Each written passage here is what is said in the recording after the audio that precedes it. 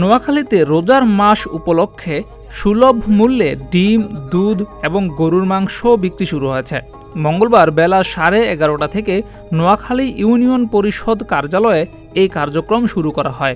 এ সময় সুলভ মূল্যে ডিম, দুধ এবং মাংস কিনতে মানুষের লাইন দেখা যায়। আলহামদুলিল্লাহ ভালো, সরকার উদ্যোগটা ভালো, আমাদের গরিবের জন্য একটা উপকার করলেও যেন আমরা এটা বিনা পয়সা কম পয়সা পাইতেছি রমজান মাসের জন্য।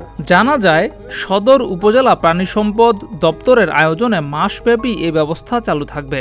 রমজানে যেন সাধারণ মানুষ সুলভ মূল্যে এসব সামগ্রী কিনতে পারে, সেজন্যই এই কার্যক্রম চলছে। আমাদের উপজেলা প্রাণী সম্পদ দপ্তরের ভেটেরিনারি হাসপাতালের উদ্যোগে আমাদের রমজান মাসে সরকারি নির্দেশনায় আমরা আপনাদের মাঝে কিছু দুধ, ডিম, মাংস বিক্রির একটা উদ্যোগ নিয়েছি।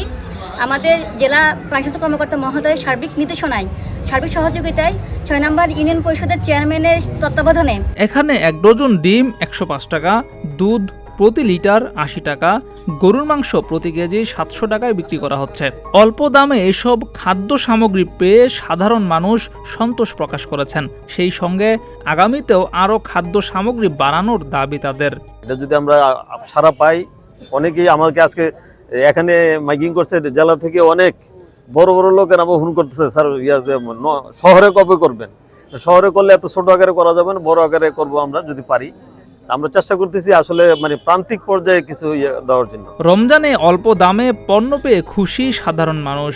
একই সঙ্গে এই কার্যক্রমের জন্য প্রশংসিত হচ্ছে প্রাণী সম্পদ কর্মকর্তারা। সাধারণ মানুষ চায় এই ধরনের কার্যক্রম যেন অব্যাহত থাকে বছর জুড়ে। জিয়াউর রহমান, প্রতিদিনের বাংলাদেশ।